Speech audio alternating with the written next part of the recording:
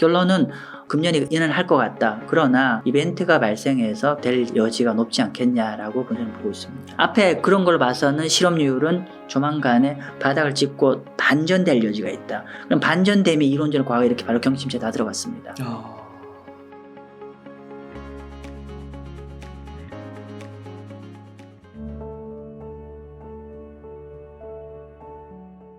안녕하세요. 마경환이라고 합니다. 저는 주로 글로벌 채권과 글로벌 매크로를 전문으로 하고 있는 채권 전문 자문사 대표를 하고 있습니다. 이미 워낙에 많이 이제 신문지상이나 미디어를 통해서 다 알고 있는 건데, 일단은 0.25로 올려서 5.25가 되었죠. 5.25고 형태적으로는 이제 아직 형식적으로는 5.25가 아마 터미널 레이트가 되지 않을까, 마지막 최종 금리가 되지 않을까라고 하는데, 이제 제가 이제 저한테 자문 받는 분들한테 소통을 어떻게 하고 있냐면은 5.25인데 지금 문제는 아직까지 어떤 금리를 인하할 만큼 충분하게 물가가 아직은 잡히지 않고, 그리고 여러 가지 아직은 노동시장도 여전히 강하고 있어서 시장에서 예측은 5.25를 기점으로 해서 아마도 한 7월 달부터 연말까지 쭉 금리 인하를 전망하는 것 같아요. 그래서 근데 이제 실제로 연준이 점도표를 보면 금년에 금리 인하가 없거든요. 네. 그리고 근데 내년부터는 이제 계단식으로 떨어진다고 이제 연준 금리 점도표는 가지고 있고, 가장 큰 차이는 이제 금년도 시장의 예측은 7월 달부터 이렇게 금리 인하가 강해지고 있고 연준에 이렇게 홀드를 한다는 얘기인데, 근데 마 대표 너 전망은 어떤 거냐라고 했을 때 금년에 금리 인하 할 것 같습니다. 하는데 시장의 예측한 대로, 그러니까 시장의 예측은 뭐냐면 패드 피봇을 기대하는 거잖아요. 패드 피봇인데 패드 피봇이 되면서 그게 주식시장에 긍정적 영향을 줄 거라 이런 스토리인데, 저는 약간 견해가 다른 게 그걸 패드 피봇을 정의하기 좀 어려울 것 같아요. 뭐냐면은 의도적으로, 그러니까 의도적으로 금리 인하할 수 있는 여건은 금년에 나오진 않을 거다. 그런데 어쩔 수 없이 금리 인하를 할 수 있는 여건에 처해질 가능성이 높다. 예를 들면 어떤 이벤트가 발생하면 어쩔 수 없이 이제 금리 인하를 해야 되는 상황이잖아요. 그래서 실제로 이제 최근에 글로벌 펀드맨 서베이를 저희가 한번 조사를 해서 저희 자문국한테 돌린 게 있는데, 그 자료에 의하면은 금년 4월달 현재 글로벌 기관 투자가 생각하는 가장 큰 테일 리스크는 이론적으로 발생할 확률이 낮지만 이게 발생하면 전반적으로 엄청난 경제에 영향을 미치는 리스크가 무엇이냐는 질문에 가장 첫 번째 질문이 뭐냐면 크레딧 크런치예요. 그러니까 한국말로 말하면 신용경색. 그러니까 은행을 필두로 한 신용경색인데, 그러니까 이런 신용경색이 발생을 하게 되면은 여러 가지 이제 경제적 큰 이슈가 발생하고, 그걸 해결한 해법은 결국 금리 인하를 발생을 해야 되는데, 아무튼 결론은 금년이 인하를 할 것 같다. 그러나 이게 어떤 경제적 데이터가 거기에 부합되는 게 나와서 금리 인하를 가는 것보다는 어떤 그런 이벤트가 발생해서 금년 중에 금리 인하가 될 여지가 높지 않겠냐라고 저는 보고 있습니다. 그리고 SVB나 퍼스트 리퍼블릭 같은 그런 은행 사태가 조금씩 더 불거져 나올 수 있다. 사실은 이제 그렇죠. 이제 근데 꼭 이제 은행이 어떤 디폴트가, 그러니까 부도가 나서 금리 인하를 한다는 것보다는 이번에 이 이슈 때문에 이제 그 여러 가지 후폭풍 같은 게 있는 거죠. 오늘 제가 좀 이후에 말씀 좀 드리겠지만은, 이 결국은 은행 시스템 위기 때문에 결국은 나중에 여러 가지로 대출도 더 어려워질 것이고, 이런 거 있죠. 우리가 지금 가장 요즘 많이 은행 시스템 위기 다음에 걱정하는 게 뭐냐면 CRT라고 하는, 갑자기 얘기하는데 그 Commercial Real Estate, 그러니까 상업용 부동산 이슈가 지금 가장 많이 지금 걱정을 하고 있는 거죠. 그래서 지금 금리를 이렇게 계속 5.2에서 꽤 높은 금리에서 추가 인상을 하지 않더라도 이 계속 높은 금리에서 붙잡고 있으면은 경제 주름살이 계속 이제 충격파가 더 가면 갈수록 더 커지는 거죠. 그래서 그런 상업용 부동산 같은 거라든지, 제가 정확히 어딘지는 잘 모르겠어요. 그러나 이게 우리가 예측하지 못한 어떤 매크로 변수의 이벤트가 발생할 수가 있겠죠. 그래서 그 리스크가 저는 꽤나 커 보입니다. 예. 그렇군요. 네.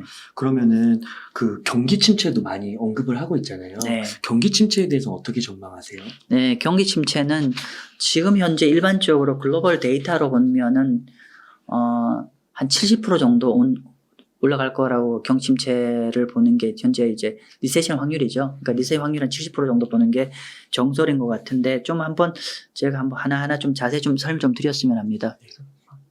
예. 지금, 요거는, 좀 객관적으로 여러분이 이제 우리 구독자님들이 보십사 하는 자료고요. 그래서 이건 JP 모간에서 며칠 안 된 자료입니다. 며칠 안 된 자료인데 보시면은 크게 이제 경기 선행 지표와 이렇게 여러 가지 경기 침체를, 미국 경기 침체를 체크하는 기준들이고요. 그리고 요 데이터를 보실 때 어떻게 보셔야 되냐면은 먼저 여기 아래로 내려갈수록 경기 침체 확률이 올라간다는 얘기입니다. 네. 상대적으로 낮아진다는 얘기고요. 그리고 또 하나는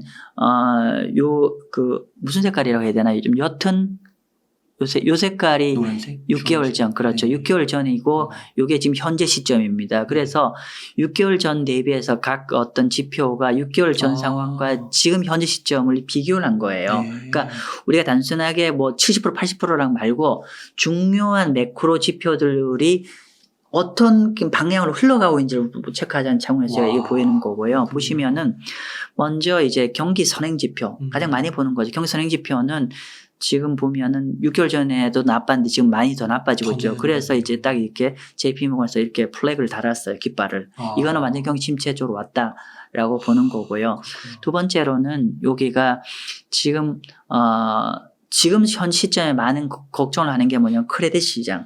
그러니까 자금이 얼마나 원활하게 돌아가고 있는지 데이터인데 지금도 공식적으로 아직 플래그를 달지는 않았지만 6개월 전보다 더 많이 악화가 되고 있죠. 사실은 이번에 FOMC 미팅에서 가장 새로운 단어가 많이 등장한 게 뭐냐면은 Senior Loan Office Survey라는 데이터가 등장을 했어요. 그거는 뭐냐면은 미국의 시중은행 대출 최고 책임자들한테 앞으로 너희 대출을 기준을 타이트하게 더 끌고 갈 거냐 아니면 완화를 할 거냐인데 사실 저는 제가 이전에 제 고객이나 많은 분들한테 저는 항상 가장 중요하게 보는 데이터인데 드디어 연준이 그거를 언급하기 시작하더라고요.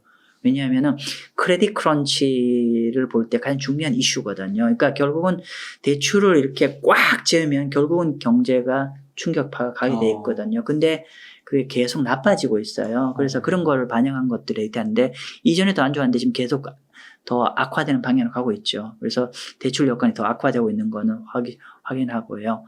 그리고 이런 제조업, 비제업 지수라든지 그리고 컨슈머 컴피던스 같은 것들도 계속 좀 더 악화가 되고 있죠. 악화가 되고 있고 특히나 제조업 부분의 선행성을 보여주는 게 ISM 제조업 지표 중에서도 신규 주문이거든요. 네. 보통 이 ISM 제조업 지표가 주식하시는 분이나 채권하시는 분들이 가장 중요하게 생각하는 지표 중에 하나예요. 실제 통계 데이터가 그렇습니다. 근데 그 데이터가 현재 시점을 보여주는 거고 그 데이터가 앞으로 그 데이터가 예를 들면 지금 40이다 35다가 중요한 게 아니라 이 데이터가 앞으로 더 나빠질 거냐 추세를 읽어내는 게 더 중요한데 그 ISM 제조업 지표와 추세를 읽어낼 수 있는 지표 중에 하나가 신규 주문이에요. 근데 신규 주문은 계속 더 꺾이고 있죠. 그래서 얘도 이렇게 경침체로 들어왔다고 보는 리스크가 확인 들어왔다고 보는 거고 그래서 전반적으로 경기침체 지표가 이렇게 다 악화되고 있는 건 맞는데 지금 현재 경기침체가 크게 안 들어올 거라고 보시는 분의 가장 큰 논거는 뭐냐면은 노동시장이죠. 맞아. 이거 얘기 많이 그렇죠. 그래서 실제로 보더라도 지난 6개월 전과 지금과 별 차이 없죠. 그러네요. 그래서 다른 대다수의 지표는 경기 침체로 향해 가고 있는데 유일하게 지금 그쪽으로 향해 가고 있지 않는 게 노동시장이다. 자, 그러면 그런데 네. 저는 그럼에도 불구하고 이제 경침체를 향해 가고 있다라고 보는데 그러면 이 노동시장이 앞으로 어떻게 될지를 좀 예측을 할 필요가 있는데 제가 일단은 다른 지표와 차이는 뭐냐면 노동시장은 후행 지표입니다. 그래서 노동시장을 보고 판단하는 거는 앞으로 예측은 늦죠. 그래서 그래서 앞으로 노동시장을 예측하는 걸 데이터를 지금부터 한번 설명해 볼게요. 결국은 저는 이렇게 내려갈 걸 전망하거든요. 그래서 요거에 대해서 이게 향배를 좀 예측하는 걸 좀 한번 보도록 하겠습니다. 지금 보면은 먼저 지금 제가 이제 결국은 지금 실업률도 굉장히 몇십 년간에 가장 낮고 여러 가지 노동시장은 그러니까 좋다고 얘기하는데 앞으로는 안 좋아질 것 같습니다. 그렇게 보는 이유는 조금은 제가 설명 좀 드리면은 최근에 미국의 그러니까 리저널 뱅크가 이제 디폴트가 나오고 여러 가지 계속 문제가 발생하고 있죠. 근데 미국의 이 중소형 은행이 하는 역할이 노동시장에 무지무지 중요하다.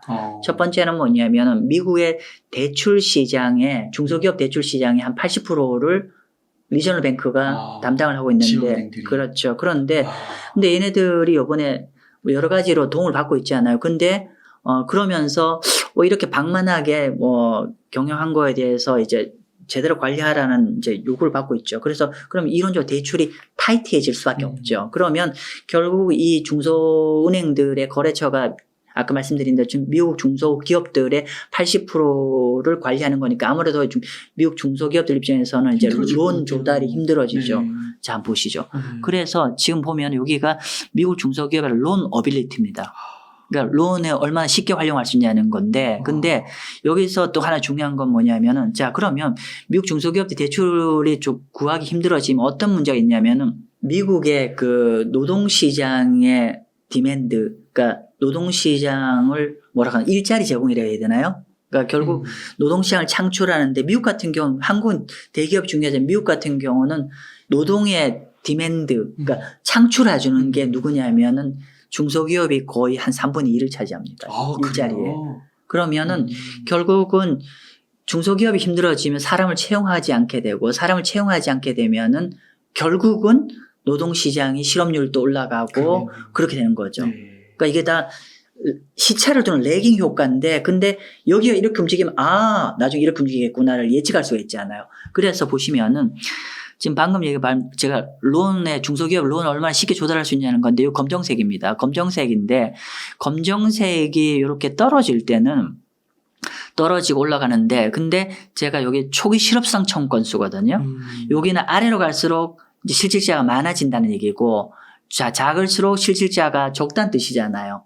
왜냐하면 실업상 청건수니까. 그죠? 자, 그런데 보면은 요거는 뒤집어 놓은 건데 지금 보면은 중소기업이 론 조달이 어려워진다. 2008년 론 조달이 어려워지면 당연히 실질자도 오른쪽 보셔야죠. 확 커지죠. 그러네요.